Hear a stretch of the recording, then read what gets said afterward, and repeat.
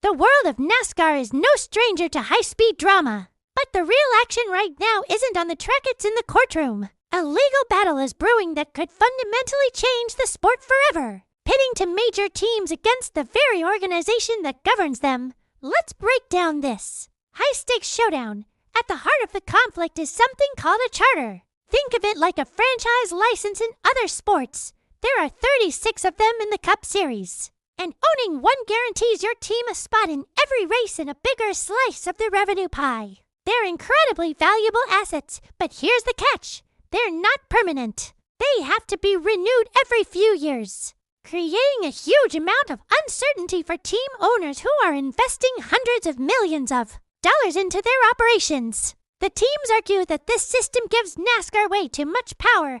They want permanent charters to secure their investments and have a more stable foundation to build upon. They feel that without this security, they're constantly at the mercy of NASCAR's whims, unable to plan for the long-term future. This tension has been simmering for years, but it finally boiled over in May of 2024. Heather Gibbs, co-owner of the powerhouse team Joe Gibbs Racing, wrote a passionate letter to NASCAR's top brass after a meeting. She eloquently argued for the need for permanent charters, stating, "When all the stakes are on the table, teams need to know their worth is valued and secure." She appealed to NASCAR to trust the owners, the legends, and the leaders of the sport with a permanent spot in its history. A pretty reasonable and respectful request, right? Well, according to court documents that have recently come to light, the reaction from NASCAR CEO Jim France was anything but respectful. An expert report filed in the ongoing lawsuit claims that France read Heather Gibbs' letter out loud and was, and I'm quoting here, swearing every other sentence. This explosive reaction apparently led other NASCAR executives to conclude that the letter, intended to build bridges, was actually hurting the team's cause. It paints a picture of a leadership team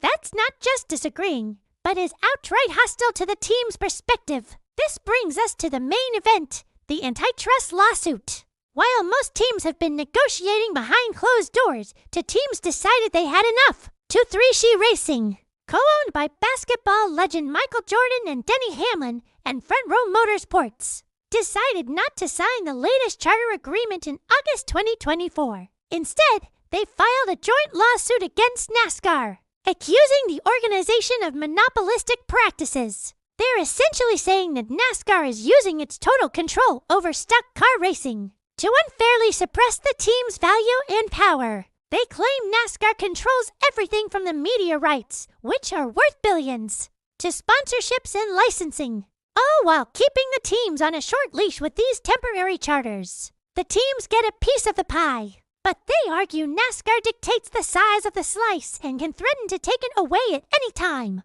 The lawsuit is now officially heading to trial after months of failed settlement talks, legal motions, and fiery accusations. Both sides are digging in their heels, convinced they can win.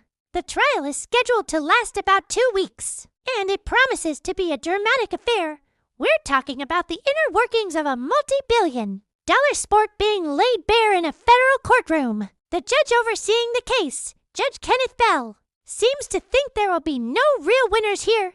He's expressed his concern, saying, "It's hard to picture a winner if this goes to the mat." He's worried about the immense cost and the potential damage to the sport's reputation, regardless of the outcome. So, what could happen? If the teams win, it could force NASCAR to grant permanent charters, fundamentally shifting the balance of power. Teams would gain immense security and asset value, likely leading to more investment and a stronger foundation for the sport's future.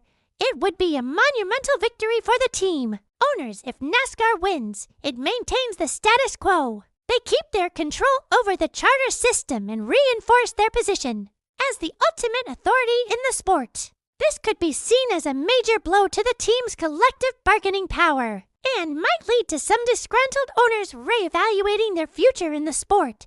But here's the thing. This probably won't end with the trial. According to insiders like Bob Pockrass of Fox Sports, no matter who wins, the losing side is almost certain to appeal. That means this legal battle could drag on for another year or two in the U.S. Court of Appeals. The uncertainty that the teams wanted to eliminate might just be prolonged even further by this very lawsuit. This isn't just a business dispute. It's a fight for the soul of NASCAR. It's a classic battle of labor versus management played out on a massive scale on one side.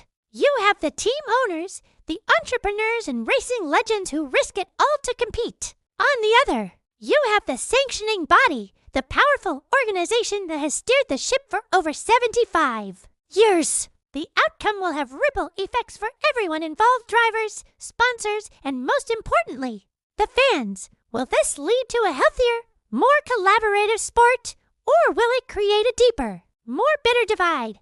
As the trial gets underway, the entire racing world is holding its breath. This is more than just a legal case. It's a defining moment that will write the next chapter in NASCAR's history. What are your thoughts on this? Do you side with the teams? Or do you think NASCAR is right to maintain control over the charters? Let me know down in the comments. Thanks for watching, and if you want to stay updated on this story and all things racing, be sure to subscribe to the channel. We'll see you in the next one.